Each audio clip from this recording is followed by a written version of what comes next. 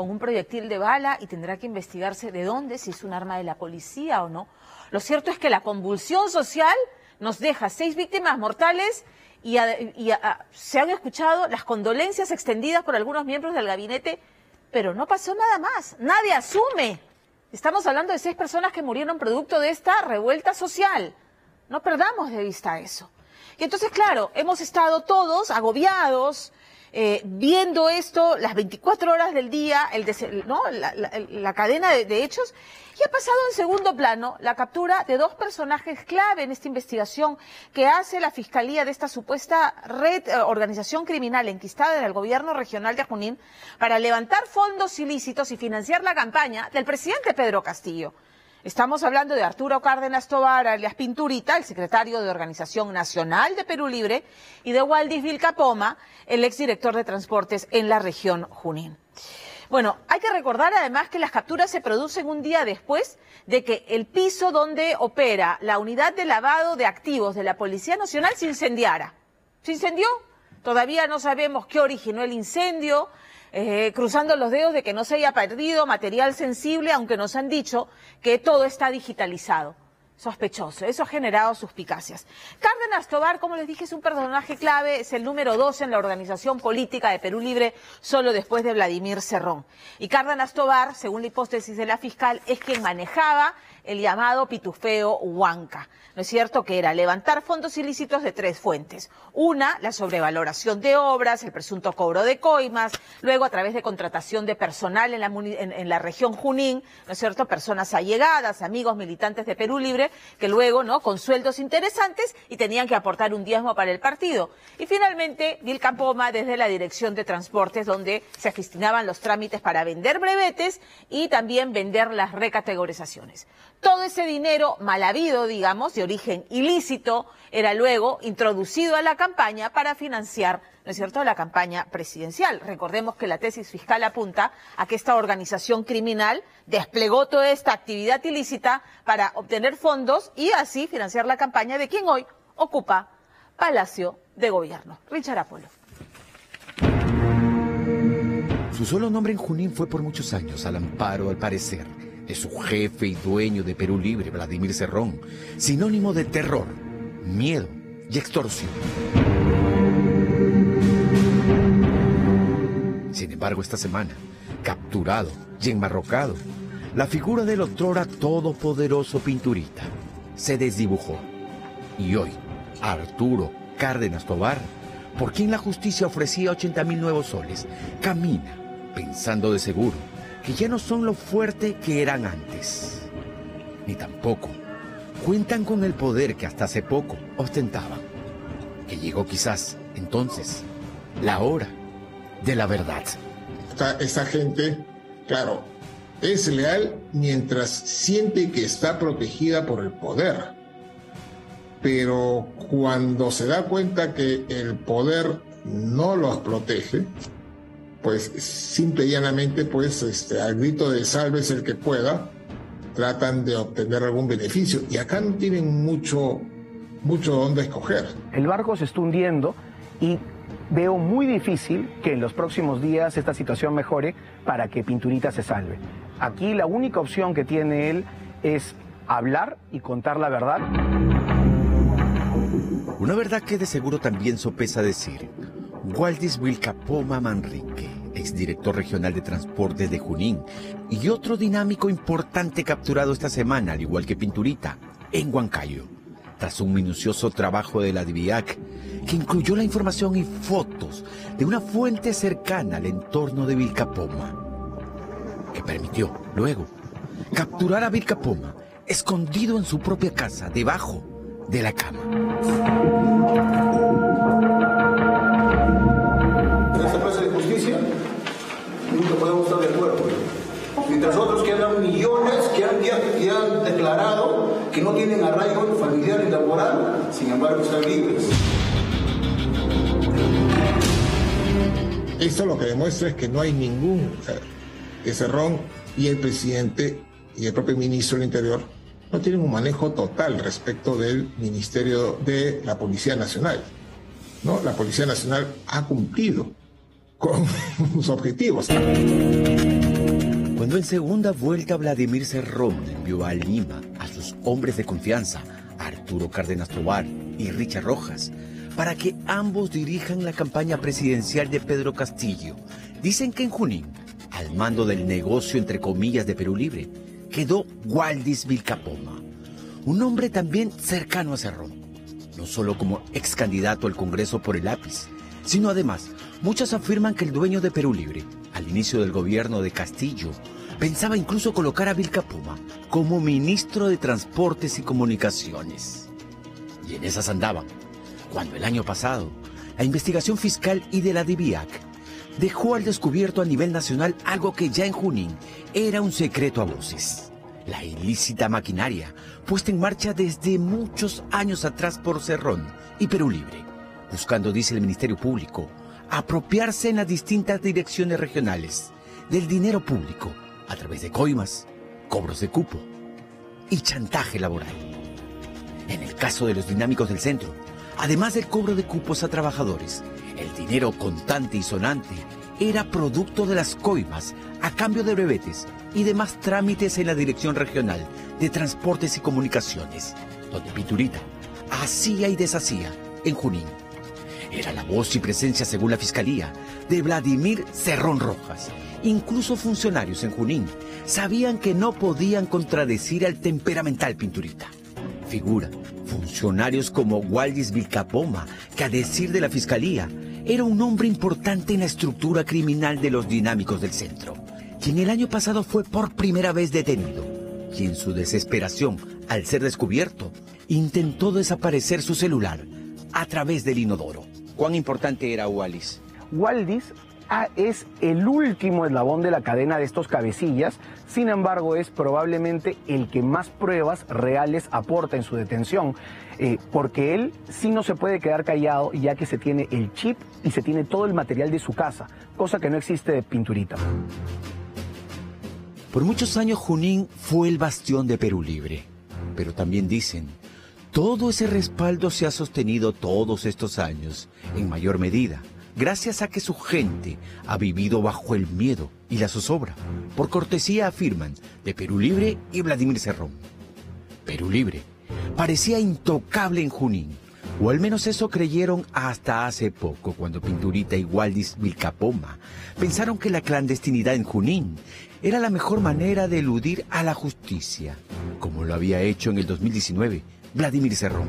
Sin embargo, la realidad les habría reventado en la cara al darse cuenta, al parecer, que el miedo a Perú Libre y Cerrón cada vez se ha ido diluyendo en Junín, al punto de casi ser ambos entregados, entre comillas, por su propia gente. Se movían aparentemente tranquilamente porque se sentían pues respaldados por la opinión pública, por los vecinos, por los pobladores. Este es creo yo, un síntoma además también interesante, porque demuestra pues una vez más pues un elemento adicional que demuestra la pérdida de poder por el partido, por el señor Cerrón, pero sobre todo por el presidente de la República. Esto le funcionó a Cerrón en el 2019, pero a Pinturita ya no le ha logrado funcionar ahora, producto de que todas las relaciones se han roto. La policía en un 99% ha sido removida, los antiguos mandos. La fiscalía está en el ojo de la tormenta, tanto a nivel ciudadano como a nivel periodístico. Y los brazos de extorsión que coaccionaban a nivel clientelar y a nivel de contratos privados con los empresarios de Huancayo se han perdido, están prófugos. Esta fotografía fue enviada por un informante a los agentes del Departamento de Investigaciones de Alta Complejidad, DIVIAT, el 16 de febrero de este año. Hasta antes de aquella imagen, sobre Waldis Vilcapoma y Pinturita, solo tenían la certeza que no se habían movido de Huancayo. Por eso la imagen, que mostraba un ataúd y los arreglos florales de un velorio, prendieron las alarmas. Más aún cuando leyeron que la fallecida velada era Guillermina Manrique Brusil, madre de Waldis. Lo curioso era que el velorio no se estaba desarrollando en la casa de los padres de Waldis, sino en casa del dinámico en fuga, lo que hacía intuir que la decisión respondía a que de esa manera Waldis podía estar presente en el velorio de su madre, sin correr riesgos. Y aunque el 16 de febrero, el informante, presente en el velorio y quien tomó la foto, le dijo a los agentes que Waldis se escondía en la casa, la policía no tenía una imagen de él al interior. No fue sino casi un mes después, el 23 de marzo, durante el cumpleaños del cuñado de Vilca Poma, curiosamente celebrado en casa de Waldis, que permitió a la DIVIAT por primera vez ver lo que creyeron era la silueta de Vilca Poma Manrique. Sin embargo, nadie podía estar seguro al 100% que la silueta en cuestión era el hombre al cual la fiscalía señala como uno de los principales operadores, junto a Pinturita, de la organización criminal, los Dinámicos del Centro. Si algo nos queda perfectamente claro es que, por ejemplo, Poder Judicial y el Ministerio Público, con todos los cuestionamientos que tiene, ¿no? Porque los niveles de confianza de la población en el Poder Judicial y el Ministerio Público siguen siendo bajos. Sin embargo, dentro de estas instituciones, ¿no?, hay determinadas fiscalías especializadas que están dando la talla. El 1 de abril se convirtió en un día clave para la DIVIAT, pues ese día era el cumpleaños del dinámico en fuga, cuya casa era atentamente vigilada. Aquel día vieron llegar a la vivienda al padre de Vilca Poma, luego a su hijo, quienes horas después se retiraron. Se suponía que en la casa de 3 pisos solo quedaban nuevamente la esposa e hija de Waldis, ninguna persona más. Sin embargo, poco más de las 7 de la noche de aquel 1 de abril, se encendieron las luces del 3er piso y la silueta del cabezón, como decidieron llamar en clave a Waldis Vilca Poma, se dejó ver con mayor nitidez. Aquella foto fue enviada y analizada en Lima y bingo, el resultado arrojó que el hombre de la silueta no era otro que el dinámico y frustrado ministro de Transportes, Waldis Vilca Poma Manrique, a quien 2 días después la DIVIAT y la Fiscalía detuvieron escondido en una habitación secreta sin ventanas y debajo de la cama. Un dato: cuando Waldis Vilca Poma fue hallado debajo de su cama, tenía en sus manos un celular, que al ser revisado se constató que esa misma noche, antes de dormir, Vilca Poma se había comunicado con Arturo Cárdenas, o simplemente Pinturita, un tipo que tampoco la policía había visto cara a cara, pero al que hacía guardia por varios días en casa de su suegro, en junio, donde fue detenido al salir de dicha vivienda. ¿Cuál es tu nombre? Ya le dije, ya voy a escribir a mi abogado, por favor. Por favor, Arturo. Pero tu nombre, pero nomás. Arturo. ¿Qué más? ¿Tu nombre completo? Arturo Cárdenas Tobar. ¿Ah? Arturo Cárdenas Tobar. ¿Cuántos años? 45. ¿Tu DNI? 200-834-21. ¿Sí? Ok. Sabes que tú tienes un problema grande. Exacto. ¿Ya? No es un problema. Bueno, pero es un problema que estás requisitorio. No. A ver. ¿Tienes conocimiento que tienes una RQ? Eso sí, no me digas que no. Por eso te digo. ¿Tienes conocimiento que tienes RQ? ¿Estamos? Sí, claro. Algunos pueden decir, Pinturita cree que Cerrón todavía lo puede salvar. Si esto se habría dado a inicios del gobierno, eso era una realidad al 100%. Ahora, donde ven que cada día, cada persona se tiene que salvar como sea, porque Pedro Castillo es un cadáver político, la situación cambia. Y es que la situación de Pinturita se complica, ya que no solo sobre él pesa investigaciones respecto a los dinámicos del centro, sino además es indicado en otros procesos que podrían complicar judicialmente a Pinturita, casos que podrían salpicar, incluso dicen, al propio presidente Castillo. Esto además, hay que decirlo claramente, el dinero de los tiranos del centro y los dinámicos del centro llegó a la campaña de Pedro Castillo. Esto es una afirmación que se tiene que hacer y que no puede quedar en medias tintas porque lo dicen los mismos operadores políticos. A mí, el único caso de lealtad que he visto a lo largo de todos estos años, largos años ya, es el del exministro del Interior, Agustín Mantilla. El único caso que sí vi de lealtad. No creo que Pinturita sea, podemos comparar bajo ningún punto de vista, porque hasta ahora él se sentía apoyado, respaldado y seguro porque estaba en libertad. Cosa distinta es ingresar a un penal. Pinturita tiene ahora en sus manos el derrotero de su propio destino judicial.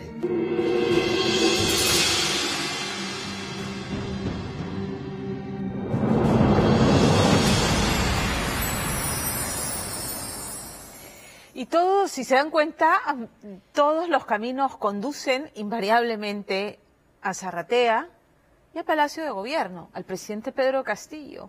Mientras estos dos personajes ya cayeron, aún están prófugos, porque hay que decirlo, tienen orden de detención. Los sobrinos del presidente y Bruno Pacheco, su ex secretario del despacho presidencial. El señor Pacheco, que se da el lujo desde la clandestinidad de seguir hablando, de seguir mensajes, ¿no es cierto?, a aquellos que hasta ahora lo protegen y que permiten que esté inubicable. El señor Pacheco, que dijo que colaboraría con la justicia. ¿Cuántos temblarán con esa posibilidad? Y en todos los casos hablamos de corrupción pura y dura, sobre la cual el presidente se pronuncia en contra en los discursos públicos, pero en la práctica no tiene ninguna intención de actuar con transparencia. Nunca conocimos la lista de los visitantes en la casa de Zarratea, ni los motivos de las reuniones que sostuvo ahí. Se trajinan los cuadernos de visitas de Palacio de Gobierno y sabemos que incluso hay visitas que no se registran en Palacio de Gobierno. O sea, la resistencia del presidente Pedro Castillo a hablar con transparencia y actuar con transparencia es sumamente sospechosa. Entonces, la situación se le complica, no solamente por la demostrada ineptitud para gobernar, ¿no es cierto?, y su demostrada capacidad de rodearse de gente mediocre, de personas sin el perfil y de llenar el aparato estatal de gente mediocre e inepta, ¿no es cierto?, sino también de no deslindar en la práctica con la corrupción y rodearse más bien de gente corrupta y sentenciada por corrupción. Ahí sí esa capacidad está plenamente demostrada. Complicado. Hoy un presidente que tiene casi 76% de desaprobación. El Congreso está en la misma línea. Un Congreso que ha abdicado, ¿no es cierto?, de hacer control político. Porque ahí se ha producido como una especie de enroque en los que ambos poderes protegen su precario, ¿no es cierto?, cuota de poder político.